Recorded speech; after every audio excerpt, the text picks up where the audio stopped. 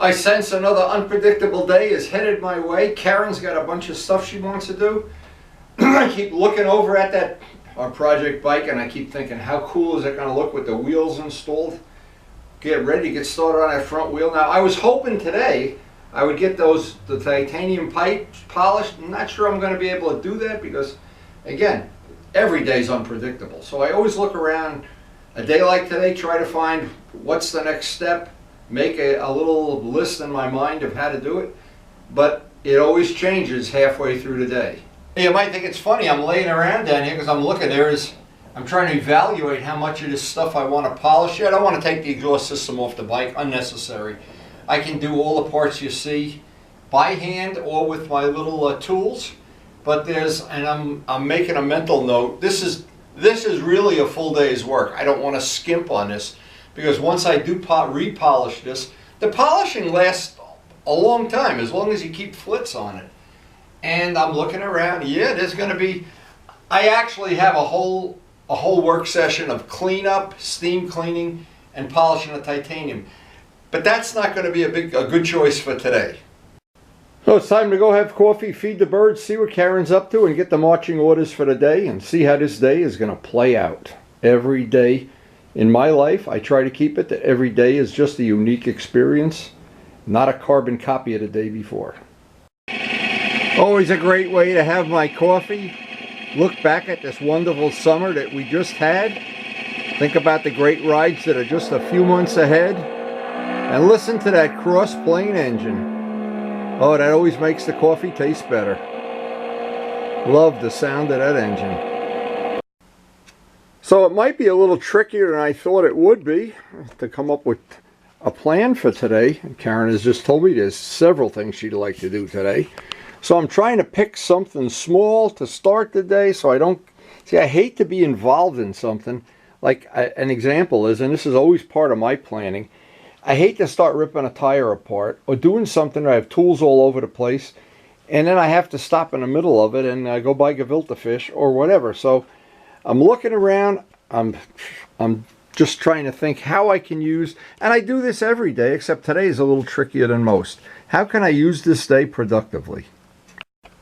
So the first thing I can evaluate, the forks are drying up there. They're just, because I brought them in last night after the baby left there, really they should be ready for, well, if I'm going to do a 2000 grit or a 1200 grit or what kind of grit sand out and then put more clear on. I'm not sure how I'm going to do that until that has to really do the final dry.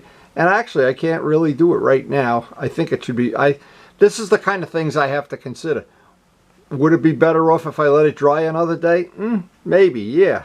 But it's like that titanium thing. I need to put on my my Yukon clothes and get out there and lay on a concrete for 3 hours. And of course I could assemble, and I'm just trying to think. This part is ready for assembly. I could do the assembly on the rear part of this. I have all these parts polished. It really gets tricky after a while because the more parts you have, the trickier it gets, and you don't want to get the horse ahead of the cart and whatever. But that's what makes every day in my shop just a little bit different than the day before, unique, and of course, most of all, fun. So this is pretty cool. Karen just called me up here to check out. The new flowers from Costa Rica arrived, and let me show you something really cool now. Karen, of course, goes to art class, to 2 different art classes. Let me show you what she did. This is her oil painting that's still drying. Here, and there's the flowers right there. That's pretty cool. And so this will be joining us in the art gallery here soon. She's really having a good time with her art, just like I am with the restoration. But now it's time to get back and figure out which one of those parts we're going to work on today. So I thought one of the things I could get done, it's hard to make these decisions sometimes. I get this backmasking taken off and get this assembly, and that would be one thing ready to on the final assembly, the rear wheel. I'd be one step ahead on that. What's good about this is, and I'm trying to look, I don't want to do anything that's going to be a problem here. Let's see if I get it that way. Well, I can take this off. This part, once it's assembled, will be one more part, as I always say, that's ready to put back on the motorcycle. And that's the objective. Sooner or later, we're going to have to put all these parts back together. But if I can do it with, like it in little sub-assemblies, it just makes it easier. So here, when I put these parts together, again, one drop of blue Loctite, no red Loctite. In case we ever want to replace it, it'll just make it a lot easier. And I know we had a real problem with the bolts, and I'm thinking, you know what I ought to do as soon as I finish this part? I ought to take the discs off the wheel. I'm just going to snug these up. And I want to go over to the vise and tighten them up. Just put them in hand tight for now. And get the torque wrench out. But blue Loctite, not red Loctite. I hate red Loctite. I don't understand something with red Loctite.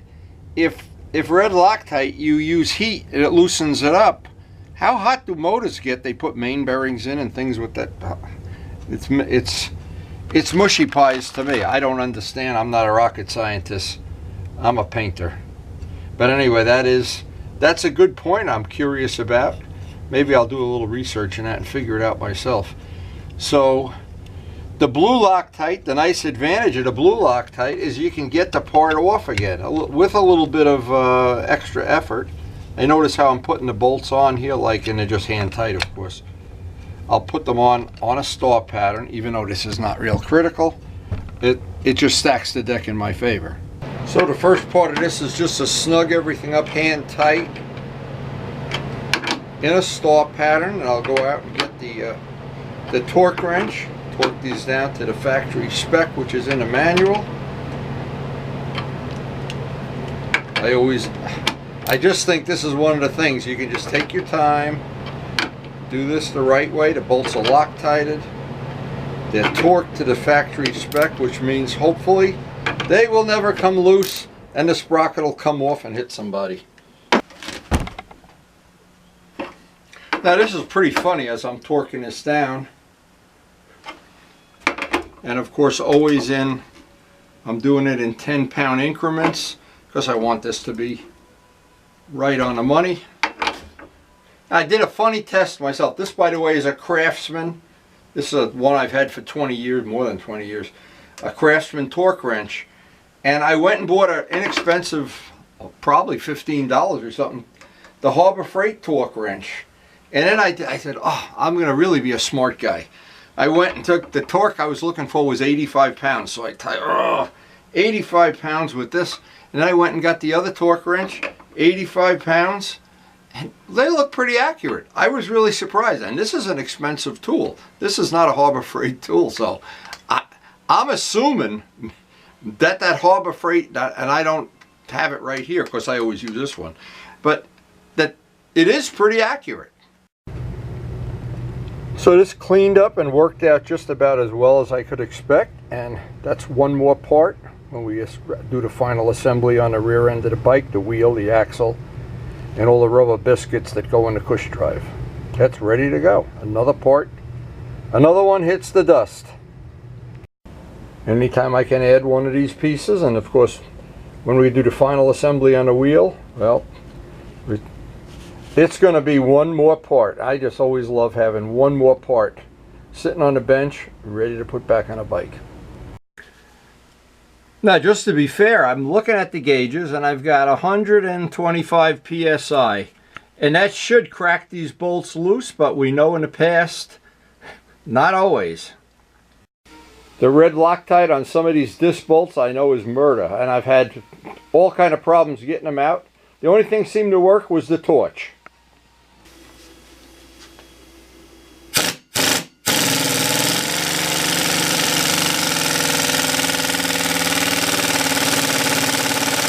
Point is, doesn't even put a dent in it. 125 pounds doesn't even put a dent in it. So the real question of the day is using MAP gas, and I know this has worked on the rear wheel, but I'm wondering how hot you really have to make that bolt. And I don't have my laser thermometer here right now, or I could tell. I wonder how hot that has to be in essence, melt the Loctite. Interesting. We're going to find that out in the near future, and we'll try to pass it on. Now, I just wanted to do this for my own benefit. See, because I don't like taking people's word for things. Not because I think they're lying or anything. It's just because some people, it's hard to communicate the way I want to. Now, let's see. Oh, a little bit more tricky than I thought it was going to be.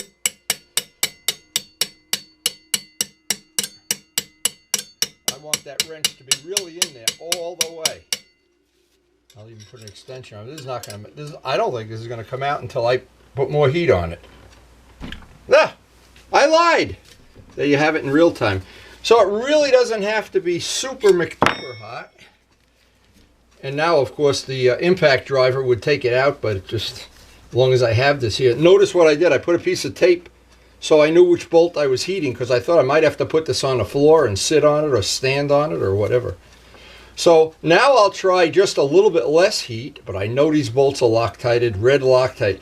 And if you're doing a restoration and you think you can paint a wheel with these in place, well, I hope you're an octopus or you got little skinny hands or something. But look at all that red Loctite. What I try now is just actually what I ought to do is look at put my watch out and do like a minute or 30 seconds or... Now if we were out in the garage, it was 15 degrees in the garage this morning, I'd be really thinking these bolts would be a lot harder to heat up. It's about 65 in the shop right now. Again, if I see it's really impossible to get them out, we'll just put more heat on. But this is I think this is a really good tip. Something that I've learned in the past couple of years is just how critical this is to try. And let's see, even with an extension on a wrench.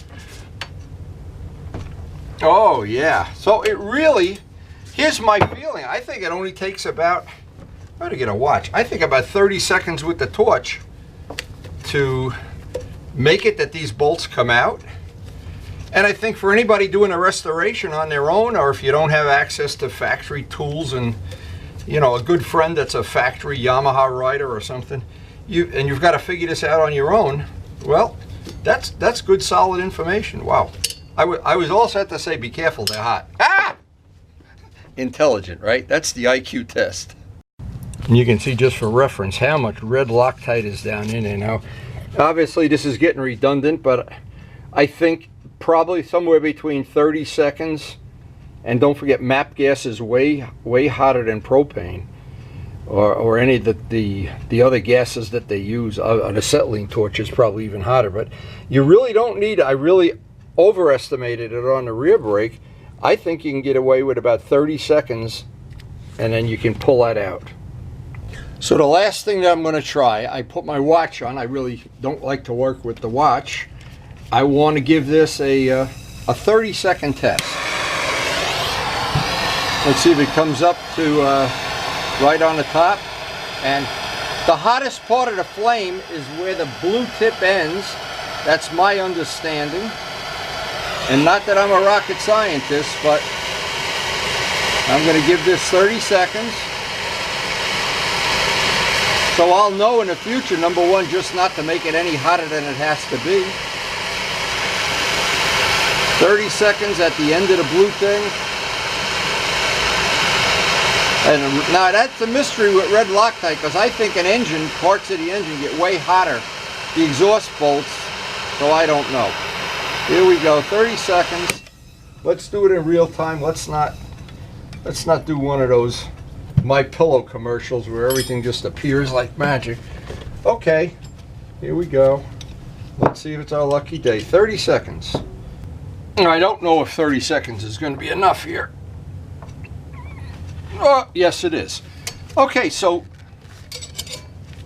I think number two, you could probably with 30 seconds of heat you could get it out with the impact driver, but since I'm here at the workbench anyway. So that this morning I learned 30 seconds with a MAP gas is probably a good place to, oh, that thing is hot. a good way to start. And obviously we'll do the rest of these off camera. I'm getting bored. But getting those discs off, that'll be a big part of the puzzle today. So what I just did, what I think is an interesting test is I heated 2 of these at once, 30 seconds each. Oh, yeah, you can break them loose. And so, by the way, as soon as you break them loose, you're done. Now let's just see, because I did 2 at once. I really need some new wrenches here, I think. Time for a few new wrenches. I grind them on the end so that they get a good tight fit, and you got to hammer them in, but sometimes that doesn't work in your favor. Oh my God, that one just came out. Wow. Almost like I was doing a Martha Stewart commercial here. Okay, so now I've learned, what I did, I put 30 seconds, and then take 2 out. The next thing I'll try, and I'll try it on the other side, because this is really important stuff that I don't know how to explain it. You think it's not that important until the day you need it. It's like the ambulance. You think, I don't care about the ambulance. The ambulance in town is 100 years old, and it's got a Ford Flathead in it, and all of a sudden the day you need the ambulance, whoa! I want that one with the LS2 engine or something.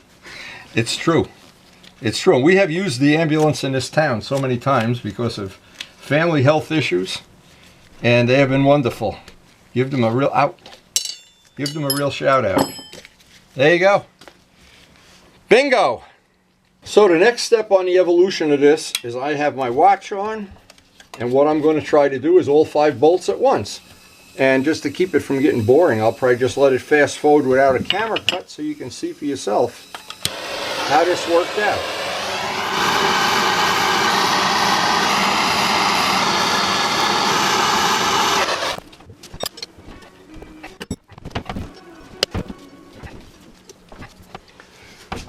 So what I learned is what I did on this side, I did 15 seconds to see if that would have 15 seconds is all you need. And you can basically do all 5 at once for whatever saving that would be. And all I can say is I have learned something that will be very valuable to me in the future. I hope it's valuable to you if you're doing a restoration too. Now that I take these out, another really good tip for doing this kind of work is I always leave the tire on until the very last minute, because the tire gives me some stability here to work. And it has always been, doing any of these jobs, painting wheels, and we've painted a lot of them. Getting the discs off, sometimes they do come off with an impact driver, but Kawasaki apparently owns stock in a Loctite company. And now these bolts have all got to be cleaned up. Actually, all the hardware has to be cleaned up. And the discs have a little piece of some kind of material that insulates them from the wheel. I think it's for insulation purposes, but again, I'm not sure. We'll see what that looks like. There was one on the other side, so I assume there's one on this side, unless it's a shim that allows them to get a fine tuning on it. But that Loctite, when I do the polish of the hardware, I will try to get all of that red Loctite off and just use compressed air and get whatever I can off in here when I do the back masking. But it's not a 5-minute job. A lot of these things that you think they're going to be a 5-minute job, and that's why on a day like today I really didn't have the day planned out well, because I knew there was so many choices.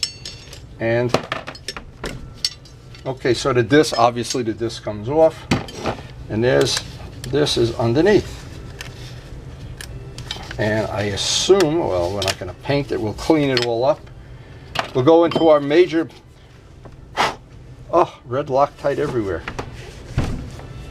Now, another thing before I do anything, I want to get as much of the grease, melted, cleaned, whatever, off of this wheel. It'll just make the rest of the job, it'll make handling the wheel, working on it, removing the tire, all of that stuff, a lot easier. An awful lot easier. So this is one of the things, and I always say, little tricks make a job easy. This is a little trick. I'm going to go have coffee in a few minutes, take a break, and I want this to be sitting, and before I do anything else cleaning wise, because this will just allow a lot of the grease just to roll off And when I'm working on it and changing the tire and everything, it will just be a lot easier to work on. So just for now, I'm just gonna let that sit while I have a cup of coffee. Now this is the back side of the disc that you almost never see unless you take the bike apart like this. And it's pretty well grippy and grimy from brake dust and grease and road salt and everything. But there's one thing that I always think, if you're gonna take a motorcycle apart, if you're gonna take anything apart, clean it. Now, basically I'm gonna let this sit again while I'm having my coffee. And I noticed in the past when there's really heavy grease, you do this 2 or 3 times, wipe the grease off, just let it sit again. But don't wipe it right off. Don't take this stuff and go get a rag and wipe it right off. We'll just let this sit. And what happens eventually, the simple green will just evaporate and leave a coating of whatever the ingredient that's in this. And what will happen is it just makes it easier. That'll make cleaning that up so much easier. So the tire's sitting. We got all the tools put away. We're really lucky having this done today. That's one of the parts I think just really is going to look nice on a black and gold motorcycle.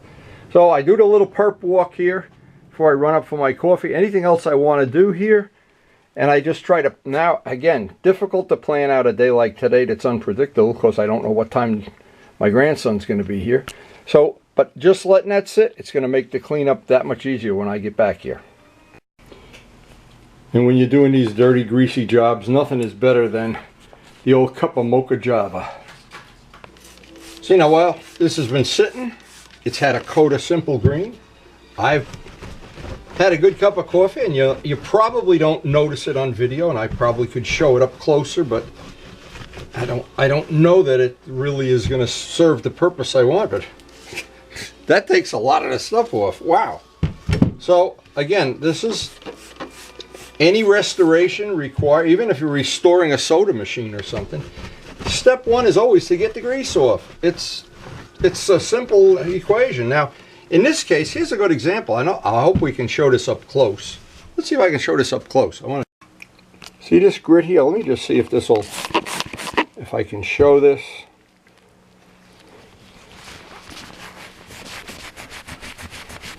Now, the steam cleaner will get even more of that off. I'll fire up the steam cleaner as soon as I get all the heavy stuff. Because to me, it'd just be crazy to do any restoration, anything, and put it back dirty. It's just, I don't know. Maybe I'm just a cranky old man, I don't know. Probably.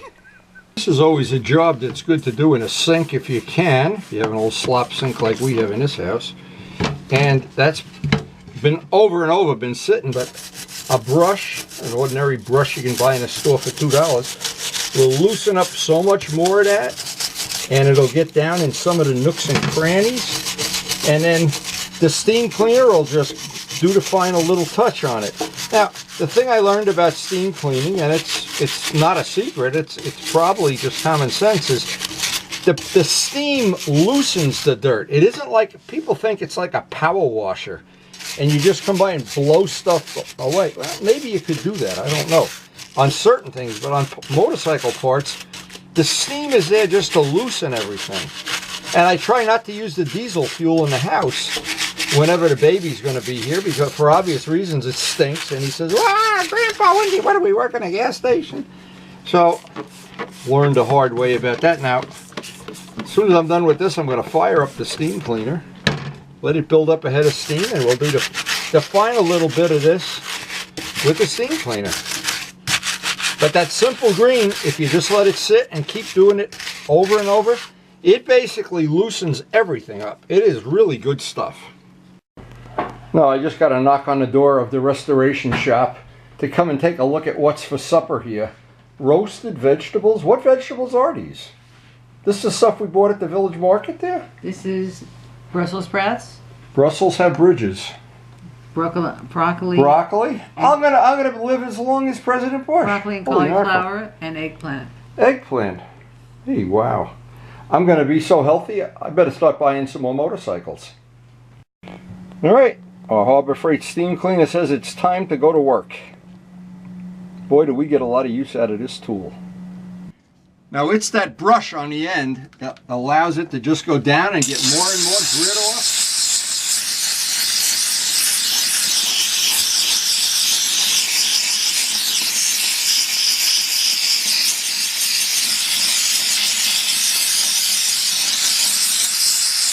Now, one of the things that made this bike worth restoring to me is I had ridden it on a track, and actually at Pocono, where there's a really long straightaway, and the braking on this bike is way better than I thought it would be.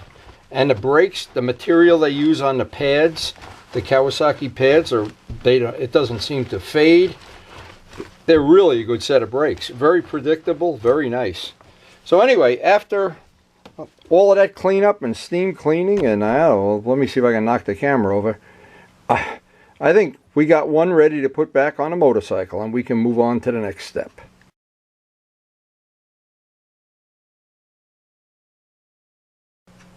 Now, all the time I spend cleaning things up and getting them, well, ready for the next step. Well, these, I would guess, we spent a lot of time doing this.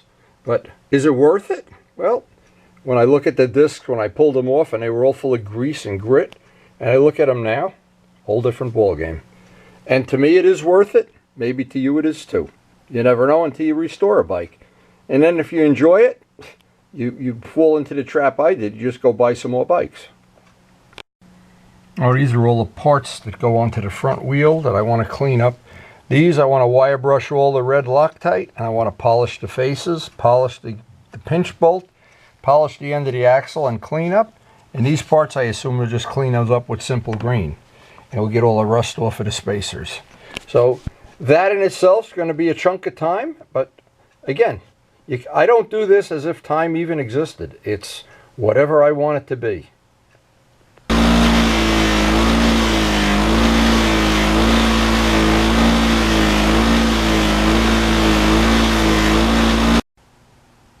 Even little details like that, ultimately they all add up.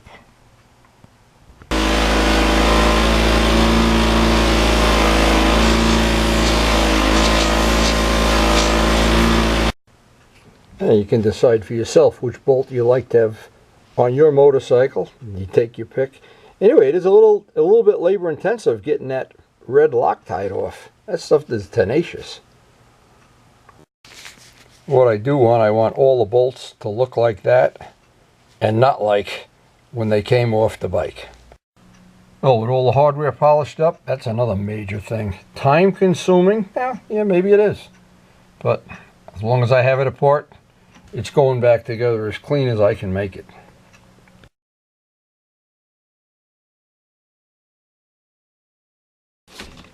Well, today was just a totally unpredictable, unplanned for day in a lot of ways. And I did not know how much I'd be able to get done. Well, the way it played out, I'm not unhappy at all. It's actually, having that hardware and disc done, that's going to set me up for tomorrow. I still have to buff out the forks. And I'm just trying to make a plan as I sit here, because I have the steam cleaner reheating itself. The plan is I can get this done today. I get all the basic cleanup done. Tomorrow I'll pull the tire, break the wheel down, and start grinding away at it. And that'll give the forks an extra day to dry. Always a good thing. Anytime I'm going to do any buffing or any kind of final polishing, or maybe it needs another coat of clear, I don't know. It's been sitting up by a heating vent for a couple days. And that's what's always in my favor. Always having something sitting up there drying always works to my favor. Now, this should be, just like the back wheel, a tremendous labor of love. But I do have a couple of things I want to try differently on this. And you might notice that I try to try something different, even if I do two jobs exactly the same, just like those bolts, because I want to learn. The whole purpose of most of this is just to learn what works, what's easy, what's hard. And again, if you're a professional mechanic, you're probably laughing and saying, oh, we know how to do that. Yeah, we do. But every time I work on a bike, it's a different bike than the bike before. So I've got to learn on the fly, so to speak. And by the way, just want to mention one thing. Thank you, John Pothier, He's been working with me every day for about an hour on our new editing program, our new computer. We're going to have the ability very soon to do some really cool editing, which we haven't even started yet. We're still working on the basics, but he's been a good instructor, and I am very happy to have him for a friend for many years. Okay, so what I'm going to do, the steam clean is going to warm up. Just get the steam on this, get this as clean as I can make it for today, and then we're basically done. So Karen's had a wonderful day cooking. I've had a good day getting stuff done, and you never know. Every day is different.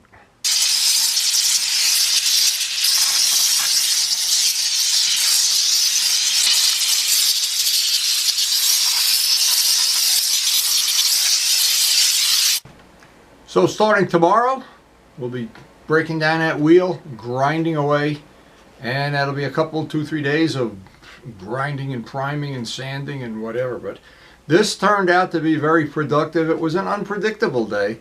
I had no idea how it was going to go. I really couldn't even make a plan, and it all worked out okay. In the end, I'm really happy the way these came out. They look better than if they were brand new. Anyway, hope you enjoyed the video, and thanks for watching.